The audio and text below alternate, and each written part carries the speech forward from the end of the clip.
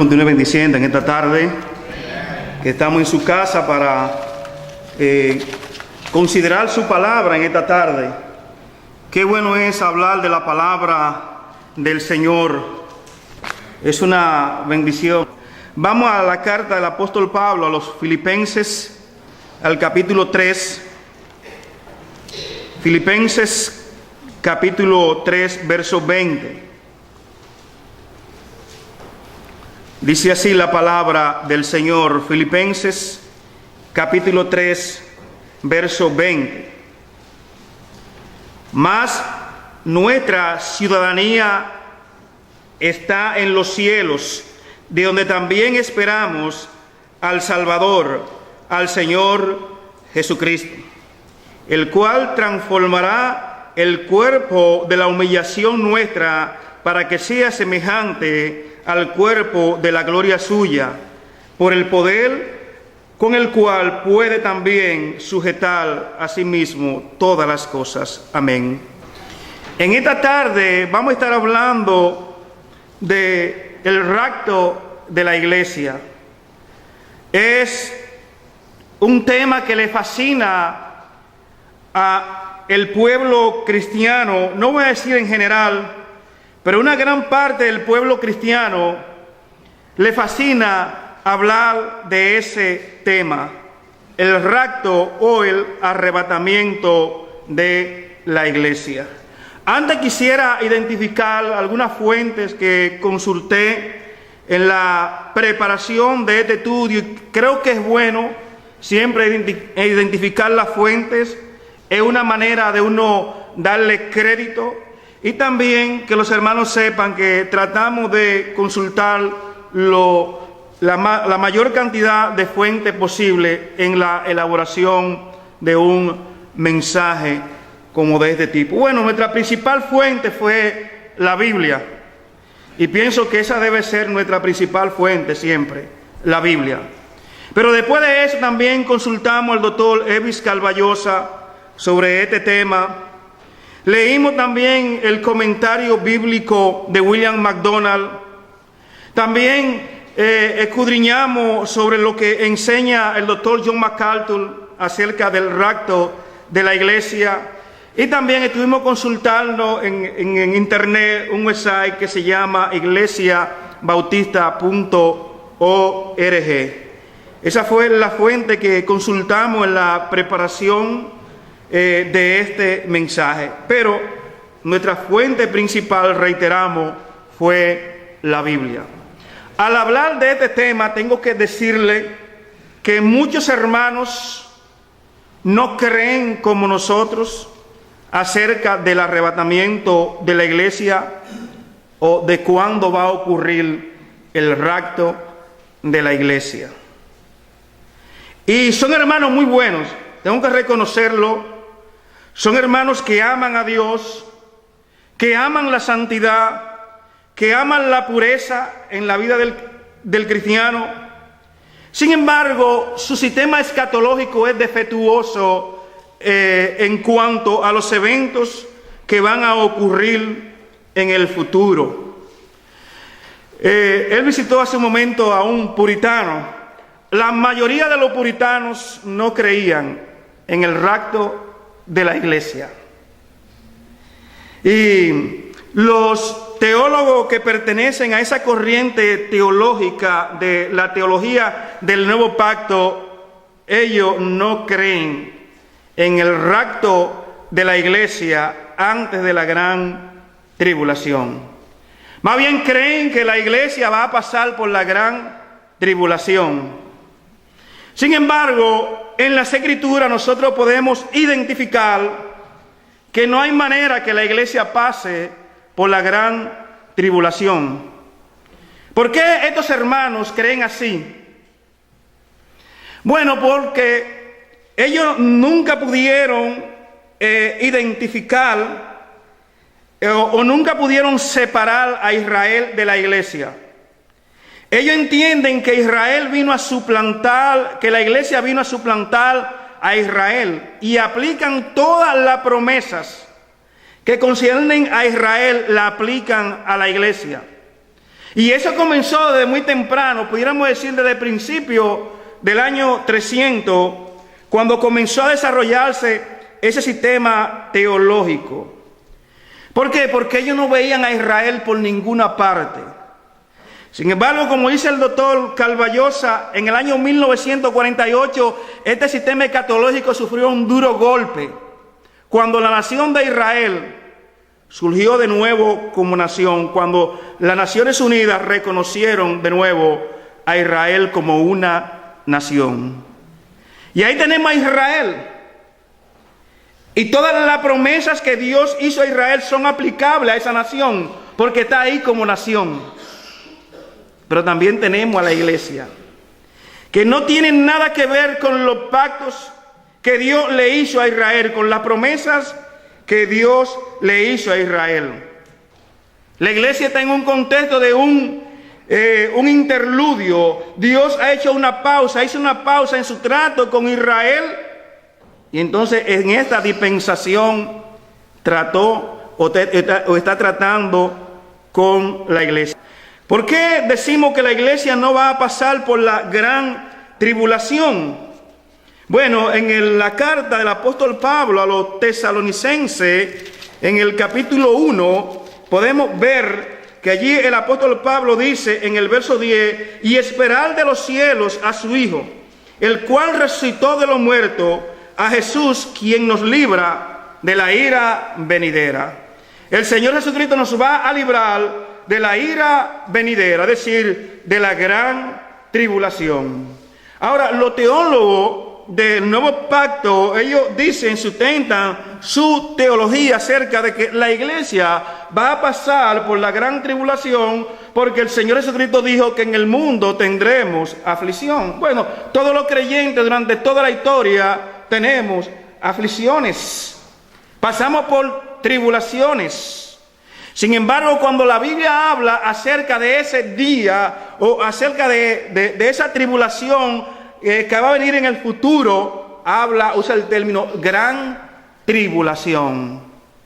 Y es ahí donde ellos tienen dificultades y entienden que la iglesia va a pasar por la gran tribulación. Pero tenemos otro texto ahí en Primera de Tesalonicenses, en el capítulo 5. Dice el verso 9, porque no nos ha puesto Dios para ira, sino para alcanzar por medio de nuestro Señor Jesucristo salvación, o salvación por medio de nuestro Señor Jesucristo. Apocalipsis, lo que el Señor le promete a la iglesia de Filadelfia en el capítulo 3. Dice así el verso 10, por cuanto has guardado la palabra de mi paciencia, yo también te guardaré de la hora de prueba que ha de venir sobre el mundo entero para probar a los que moran sobre la tierra. ¿Está claro, hermanos? No hay manera que la iglesia pase por la gran tribulación.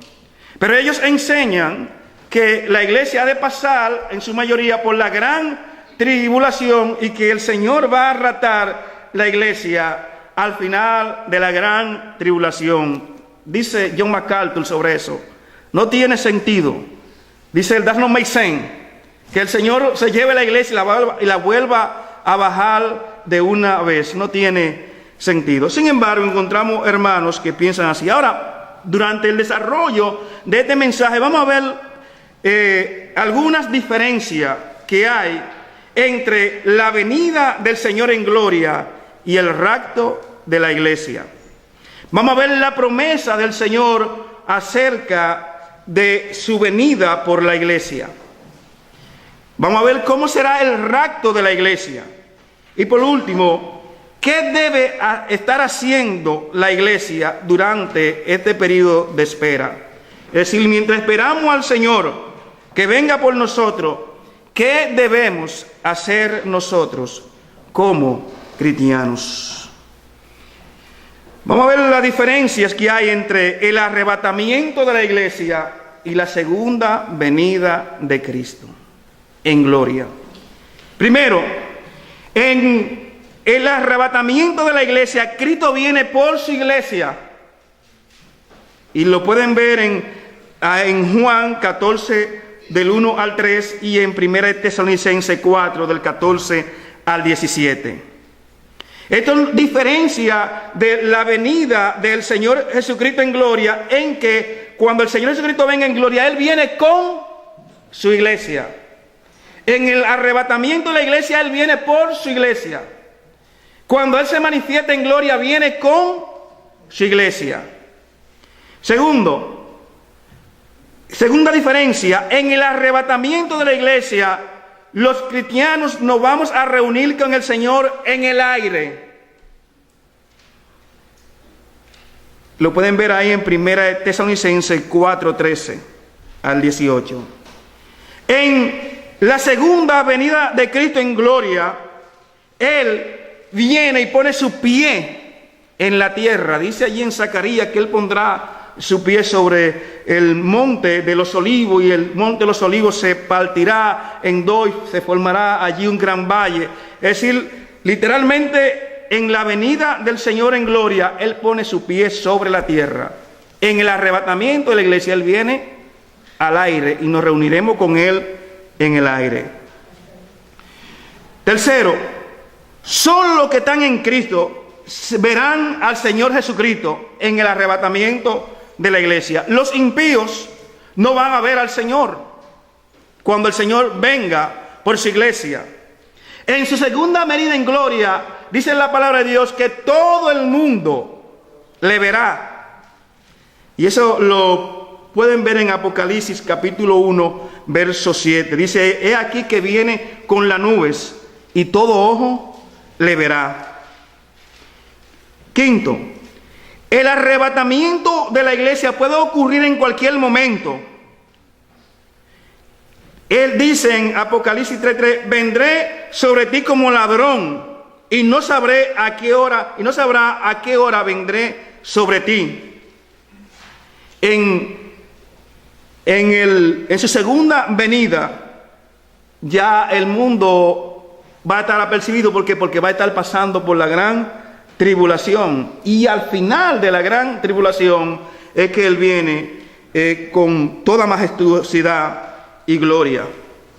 Sexto, en el arrebatamiento de la iglesia, Él no viene en un caballo blanco. Y ahí es donde también nuestros hermanos de la teología del pacto están confundidos. Muchos identifican el caballo blanco que vemos allí en el capítulo 6 de Apocalipsis, lo identifican como el Señor. Sin embargo, todos sabemos que es el anticristo. Sin embargo, en su segunda venida en gloria, Él viene montado en un caballo blanco, como lo vemos en Apocalipsis capítulo 19, verso 11. En su regreso por la iglesia, es un misterio. Ustedes sabían que el arrebatamiento de la iglesia era un misterio hasta que el apóstol Pablo lo reveló en Apocalipsis, en 1 Corintios capítulo 15, verso 51. Un misterio es algo que no ha sido revelado. Los profetas de la antigüedad no sabían acerca del arrebatamiento de la iglesia. Hasta que Pablo revela esto en 1 Corintios 15, 51, era un misterio. En el Antiguo Testamento habla de la venida de Cristo ampliamente, pero nunca habla del arrebatamiento de la iglesia. ¿Por qué? Porque la iglesia no la vemos en el Antiguo Testamento por ninguna parte. No había iglesia. La iglesia nació el día de Pentecostés, fue que nació la iglesia, y por eso era un misterio. Y Pablo dice ahí en 1 Corintios 15, 51 que Él iba a revelar ese misterio. La venida de Cristo está profetizada casi por la mayoría de los profetas en el Antiguo Testamento. En el arrebatamiento de la iglesia, los cristianos serán juzgados en el tribunal de Cristo. En la segunda venida del Señor Jesucristo, los cristianos no van a ser juzgados, sino que nosotros vamos a juzgar junto con el Señor a las naciones, como dice en Judas, en el libro de Judas, en el verso 15. Por último, en el arrebatamiento de la iglesia, Cristo viene antes de la gran tribulación. en la venida del Señor, Él viene después que pasa la gran tribulación. Ahora, hermanos, esto nos lleva a nuestro segundo punto. Vamos a ver las promesas que el Señor hizo acerca de que Él iba a venir por su iglesia. En San Juan capítulo 14, verso 1 dice: no se turbe vuestro corazón, creéis en Dios, creed también en mí. En la casa de mi Padre muchas moradas hay. Si así no fuera, yo os lo hubiera dicho. Me voy pues a preparar lugar para vosotros. Y si me fuera y os prepararé el lugar, vendré otra vez y os tomaré conmigo, para que donde yo estoy, vosotros también estéis. Y en la versión de la Reina Valera 60 dice: y os tomaré a mí mismo. Eso significa ahí: y os tomaré conmigo, porque la iglesia es el cuerpo de Cristo. Esta palabra tomar significa agarrar algo, y eso es lo que el Señor va a hacer con la iglesia. La va a raptar, la va a arrebatar la iglesia. Estaba pensando sobre esto, que aún estos hermanos que no creen en el arrebatamiento de la iglesia antes de la gran tribulación, pienso que muchos de ellos, si fuera así en ese orden, serían arrebatados hasta primero que nosotros, porque muchos de los que conozco viven vidas mejores que las que nosotros vivimos. Ellos van a ser los primeros sorprendidos, porque yo estoy seguro de que se van con el Señor, también se van. Solo que están confundidos en ese sentido. El Señor promete aquí de que Él se fue a preparar moradas para cada uno de nosotros. Y después que Él la haya preparado, Él va a venir otra vez y nos va a tomar y nos va a llevar con Él a esas moradas que está preparando allá en los cielos para cada uno de nosotros. Ahora, mis hermanos, esto da la idea. Ustedes saben, lo que conocen un poco de la cultura judía. En la cultura judía, cuando se hacía unas bodas, el novio, después que hacía ese compromiso con los padres de la novia, hasta le pagaba para casarse con esa muchacha, él luego se iba a la casa de su padre. Y él iba y preparaba ya la casa, una morada, una habitación para esa novia. Y pasaba un tiempo que por lo regular podría ser de un año o menos. Y cuando él ya estaba preparado para traerse a su novia a su casa, entonces iba a buscarla. En sentido figurado, es lo mismo que el Señor Jesucristo está haciendo por su iglesia. Él fue a preparar allá morada, allá en la casa del Padre. Y un día Él va a volver y va a llevar a su novia y la va a presentar delante de su Padre. Esto es lo que Juan está tratando aquí en Juan capítulo 14, del verso 1 al 3. También encontramos esta promesa ahí en 2 de Timoteo capítulo 4, verso 8. Dice el apóstol Pablo: por lo demás me está guardada la corona de justicia, la cual me dará el Señor, juez justo, aquel día, y no solo a mí, sino también a todos los que aman su venida. Es decir, hermanos, Pablo se está refiriendo a cuál día: cuando la iglesia sea arrebatada. Seremos llevados allí al tribunal de Cristo, no para condenarnos, sino para recibir galardones. Y Pablo dice que ese día él va a recibir la corona de justicia. Y no solamente él, sino también a todos aquellos que aman la venida del Señor. Hermanos, tenemos que amar la venida del Señor. Tenemos que suspirar por la venida del Señor. Hace un día encontré un predicador en internet, que no sé si llamarle predicador, y no lo digo en sentido despectivo, pero este hombre llamó a los cristianos que aman la venida del Señor, que suspiran por la venida del Señor, lo llamó ratas. Porque dice él que como un mundo que se está perdiendo, nosotros en lugar de tratar de salvarlo, no queremos ir para el cielo. Ese es un tal creo que Dante Gelber, o Gelber, como usted quiera llamarle, un argentino. Pero fíjense, este hombre, algo que nosotros debemos amar y que la palabra de Dios nos dice, que debemos decir, ven Señor Jesús. Este hombre se expresa así acerca de ese gran anhelo que debe tener cada creyente en su corazón. Apocalipsis 3:11. El Señor le dice a aquella iglesia de Filadelfia: yo vengo pronto, retén lo que tienes, para que nadie tome tu corona. El Señor le dice: vengo pronto, vengo en breve.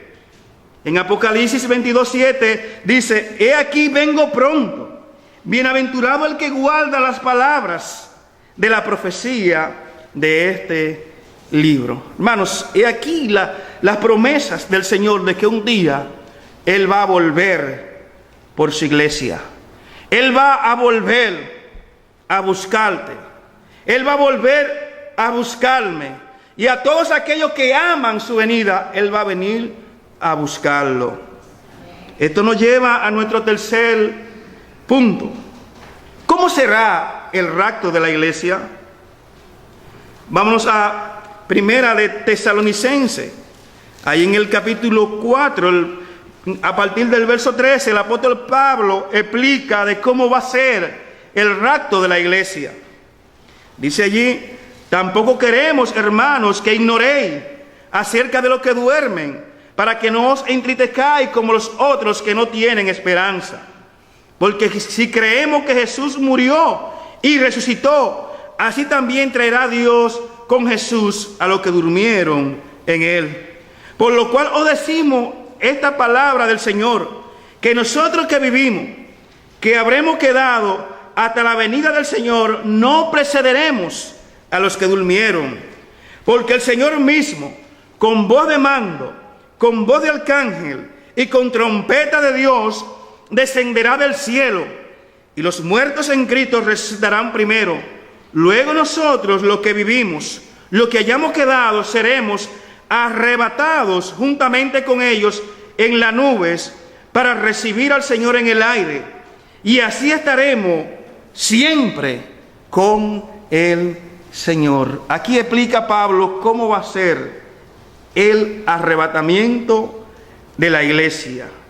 Dice él en el verso 15, por lo cual decimos esta palabra del Señor, que nosotros los que vivimos no vamos a preceder a los que durmieron, es decir, a los cristianos que ya han muerto, porque ellos van a ser resucitados y conjuntamente con nosotros vamos a ser transformados y vamos a recibir al Señor en el aire y estaremos con el Señor para siempre.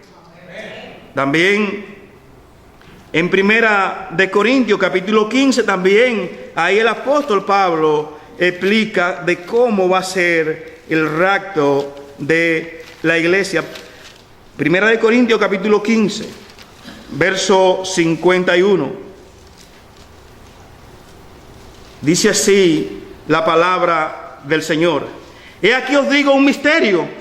Lo que hace un momento le dije, esto era un misterio, no fue revelado hasta este momento. No todos dormiremos, pero todos seremos transformados. En un momento, en un abrir y cerrar de ojos, a la final trompeta, porque se tocará la trompeta, y los muertos serán resucitados incorruptibles, y nosotros seremos transformados. Porque es necesario que esto corruptible se vista de incorrupción y esto mortal se vista de inmortalidad. Y cuando esto corruptible se haya vestido de incorrupción y esto mortal se haya vestido de inmortalidad, entonces se cumplirá la promesa que está escrita, la palabra que está escrita: solvida es la muerte en victoria. Hermanos, aquí Pablo de nuevo explica de cómo va a ser el arrebatamiento de la iglesia. Va a ser algo en un cerrar y abrir de ojos.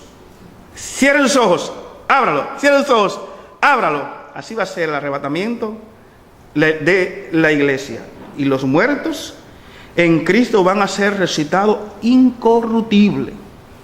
Y nosotros, los que estemos vivos, si es que todavía estamos vivos, vamos a ser transformados. Claro, porque no podemos entrar con este cuerpo al cielo. Este cuerpo no puede salir de esta atmósfera así, en estas condiciones. Por eso es que los astronautas tienen que vestirse de un traje espacial para poder realmente volar, salir de la atmósfera. Pero nosotros no vamos a necesitar un traje de eso, porque el Señor va a transformar nuestro cuerpo, hermano, que va a romper la gravedad, y vamos, hermano, a andar. ¿Ustedes cómo andan esas naves espaciales? Así también vamos a andar nosotros, porque tendremos un cuerpo transformado. Más aún, un cuerpo que es capaz de traspasar paredes. Vamos a tener un cuerpo así, a la semejanza de el Señor, cuando el Señor venga por su iglesia. Esto nos lleva a nuestro cuarto punto. Vamos a ver entonces en este momento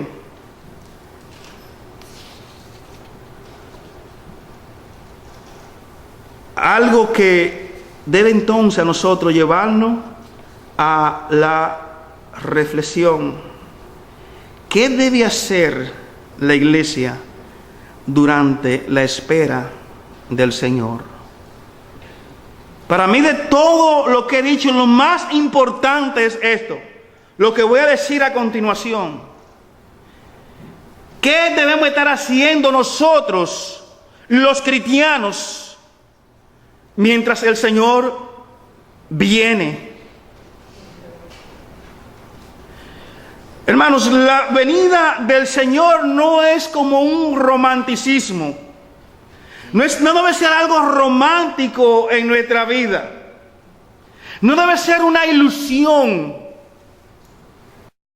Aquí estamos haciendo todas las cosas de este mundo que pertenecen a este mundo, y un día el Señor va a venir y nos va a llevar al cielo, y no importa. No, el cristiano tiene que focalizar, tiene que centrar su vida en que el Señor viene, y el Señor viene pronto.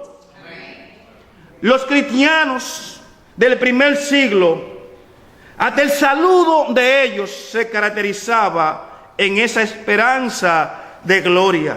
Cuando los cristianos se saludaban, ellos decían Maranata, que significa Cristo viene. Hermanos, por eso ellos estaban dispuestos a sufrir por causa del Señor. Para ellos el martirio no significaba, no representaba ningún dolor, porque ellos pensaban como pensaba Pablo: para mí el vivir es Cristo y el morir es ganancia. Los cristianos del primer siglo suspiraban por la venida del Señor. Y algunos, como en el caso de los tesalonicenses, hasta se estaban desanimando, porque ellos se preguntaban: pero si el Señor ya viene, ¿qué ha pasado con los hermanos nuestros que han muerto? Y es por eso que Pablo escribe esta carta a los tesalonicenses, para decirles: no, esos que murieron en Cristo, los que murieron en Cristo, van a ser levantados, van a ser levantados. Nosotros no vamos a preceder a ellos, porque todos juntos nos vamos para el cielo con el Señor. Ahora, el cristianismo de hoy lleva un cristianismo un poco como apático a la venida del Señor, porque vivimos como si no estuviéramos esperando al Señor. Estamos tan involucrados tanto en las cosas de este mundo, que en verdad nuestros corazones no suspiran por la venida del Señor. Los afanes de este mundo nos han ahogado, que muchas veces nos hacen olvidar esta promesa de que el Señor viene pronto, que el Señor viene por su iglesia. ¿Qué debemos estar haciendo los cristianos mientras esperamos que el Señor venga por nosotros? Primero, algo que nosotros debemos hacer es vivir una vida de santidad.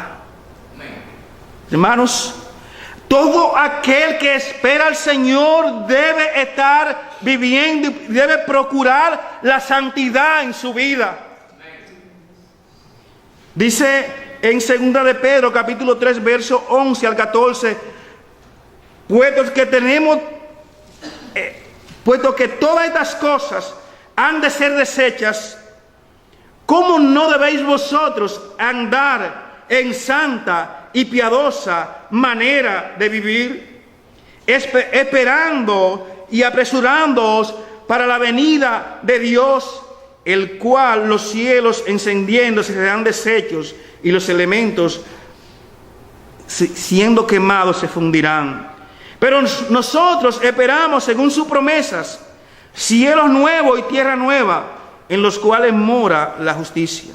Por lo cual, oh amados, estando en espera de estas cosas, procurad con diligencia ser hallado por Él, sin mancha e irreprensible. Todo el cristiano que ama la venida del Señor, que espera al Señor, debe procurar cada día vivir en santidad, debe amar la santidad. Si nosotros no amamos andar en santidad con nuestros hechos, no queremos que el Señor venga.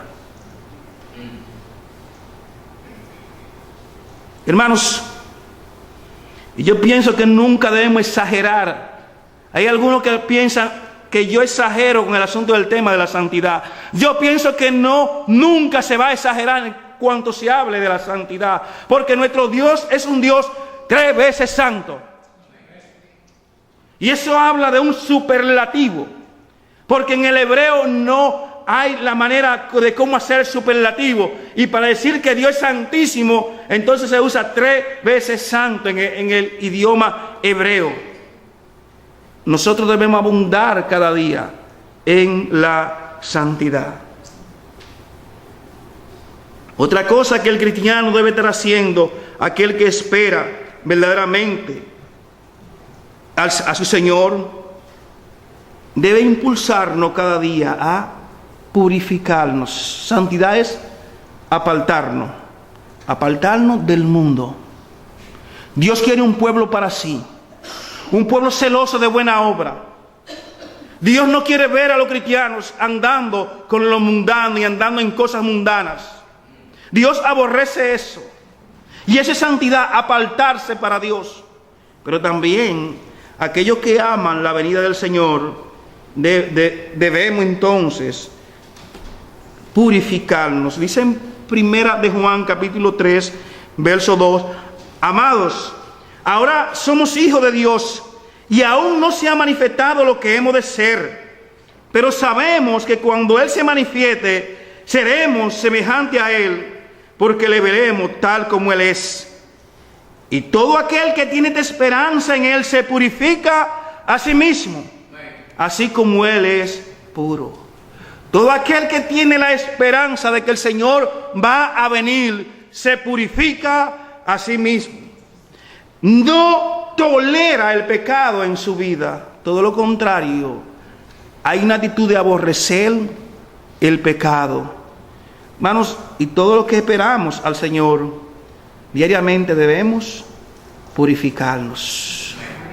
Debemos santificarnos. Debemos purificarnos. Tercera cosa que debe estar haciendo todo aquel que ama la venida del Señor y que espera a su Señor. La venida del Señor debe motivarnos cada día a congregarnos. Dice en Hebreos, no dejando de congregarnos como algunos tienen por costumbre, sino exhortándole. Y tanto más cuando veis que aquel día se acerca. Hebreos 10:25. Aquel que cree verdaderamente que el Señor viene, entonces debe congregarse. Si nosotros decimos que creemos que el Señor va a venir y no nos congregamos, negamos eso con nuestros hechos. Negamos de que el Señor viene pronto. Es claro aquí el escritor de los Hebreos, no dejando de congregarnos.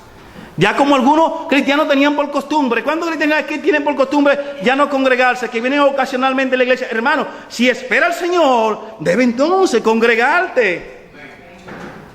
Eso no va a cambiar el hecho de que el Señor no venga, el Señor viene. Pero como decimos en buen dominicano, una expresión muy dominicana, algunos lo van a agarrar asando batatas. Que no te encuentren así. Cuarto, la venida del Señor Jesucristo debe animarnos a cada domingo venir a este lugar y participar de la cena del Señor. Oiga, cuánta cosa implica la venida del Señor. Debe animarnos a cada domingo venir aquí y participar de la cena del Señor. Dice en 1 Corintios 11:26, así pues, todas las veces que comiereis este pan y bebiereis esta copa, la muerte del Señor anunciáis hasta que Él venga.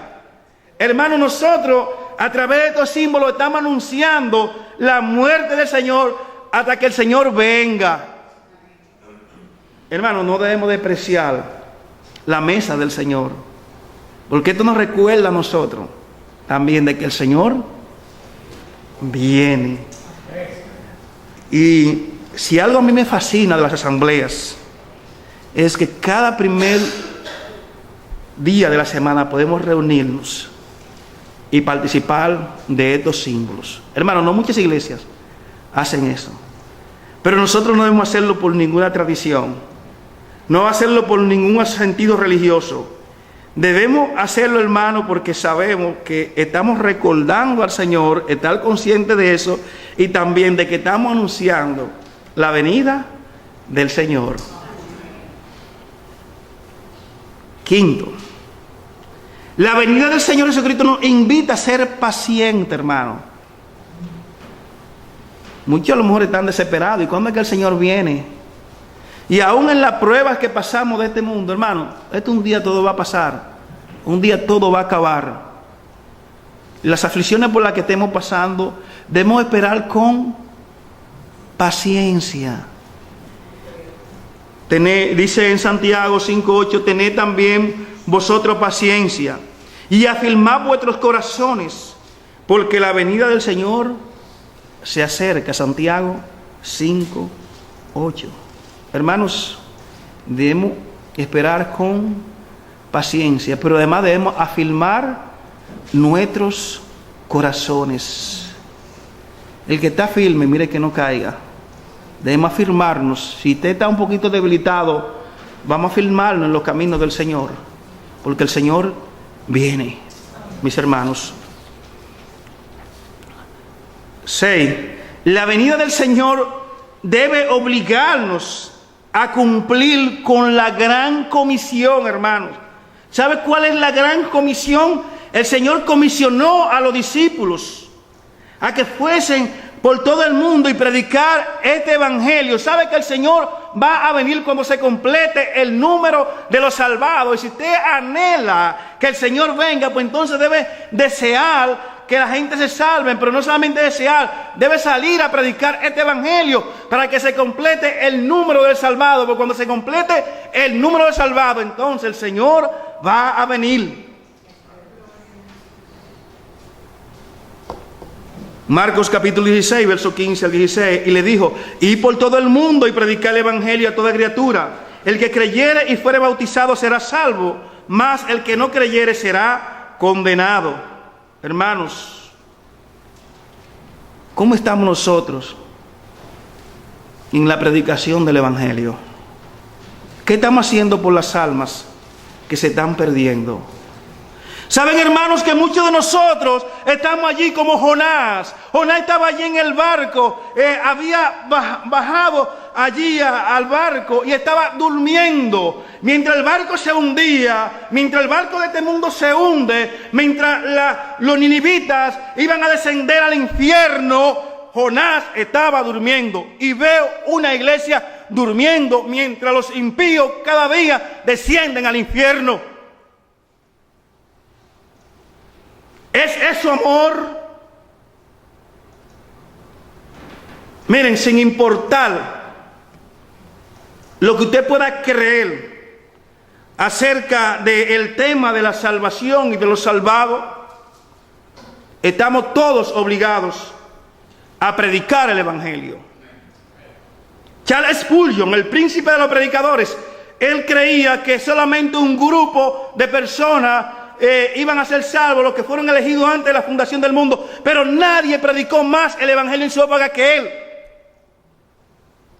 Porque si han escogido o no se han escogido, ellos tienen que oír del Evangelio para poder salvarse. Hermanos,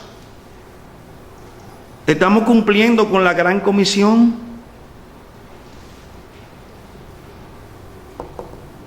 Séptimo, la venida del Señor debe guiarnos a cada uno de nosotros, a cada día, guardar su palabra. La palabra del Señor es lo que el Señor, el elogio o reconocimiento que el Señor le hace a la iglesia de Filadelfia. Le dice en el verso 8, Apocalipsis 3, yo conozco tus obras. He aquí he puesto delante de ti una puerta abierta, la cual nadie puede cerrar, porque aunque tiene poca fuerza, ha guardado mi palabra y no ha negado mi nombre. En el verso 10 dice, por cuanto has guardado la palabra de mi paciencia, yo también te guardaré de la hora de prueba que ha de venir sobre el mundo entero, para probar a los que moran sobre la tierra. Esta iglesia guardaba la palabra de Dios. Hermano, la iglesia de hoy guarda la palabra de Dios. Usted y yo guardamos la palabra de Dios. Yo me preguntaba cuántas cosas de las que se hacen en la iglesia hoy nosotros podemos encontrar soporte bíblico. ¿Cuántos mensajes de lo que predican los predicadores están realmente fundados en la Biblia? ¿Estamos nosotros guardando la palabra de Dios? Hoy en las iglesias se hacen muchísimas cosas, pero como usted ve en la Biblia no encuentra casi ninguna de ellas en la Biblia. ¿Cuántos ministerios hay en la iglesia? Y cuando va a la Biblia no encuentra ninguno de esos ministerios en la iglesia. Están buscando en la Biblia donde hay en alguna de las iglesias un ministerio de danzarina. No hay ni un solo en la iglesia neotestamentaria. Y usted ve hoy en la iglesia esta muchacha danzando o bailando, lo que sea. Ahora mismo hay un problema en Santo Domingo. Un pastor acaba de violar 3 niñas de un ministerio de danzarina de su iglesia, llevando la sensualidad al púlpito de la iglesia. Otro pastor ahí en New York hace un tiempo atrás celebró un concurso de besos entre parejas en la iglesia, de la pareja que se besaran mejor. ¿Dónde tiene ese soporte bíblico? Hermanos, ¿saben por qué? Porque no se está guardando la palabra de Dios. Créanme, y esto lo digo porque lo hemos hablado él y yo muchísimas veces. El único interés nuestro es que desde este púlpito se predique la palabra de Dios, y lamentamos en nuestros corazones que no tenemos tiempo suficiente para explicar y trazar la palabra de Dios como nos gustaría. Pero lo que necesita la palabra de Dios hoy día, la iglesia hoy día, es la palabra de Dios, que guarde la palabra de Dios. Hermanos, aquel que ama la venida del Señor guarda su palabra, como lo hacía la iglesia de Filadelfia. Finalmente, una aplicación y terminamos. Amados hermanos, si verdaderamente creemos que el Señor cumple sus promesas, si creemos que Él viene por nosotros, entonces vivamos vidas que anuncien esa verdad. Creo que el gran problema que tiene el cristianismo de hoy de esta generación es que las doctrinas que confiesa creer solamente la cree de una manera intelectual y no la cree de todo corazón. Hay muchas cosas que creemos, solamente las creemos aquí en la mente, pero no la creemos en el corazón. Por tanto, con sus hechos niega las verdades de esas doctrinas. En esta tarde, si confesamos verdaderamente creer en la venida del Señor Jesucristo, si confesamos creer en el rapto de la iglesia antes de la gran tribulación, vivamos como si el Señor fuera a venir en este momento. Que Dios nos bendiga. Amén. Padre, te damos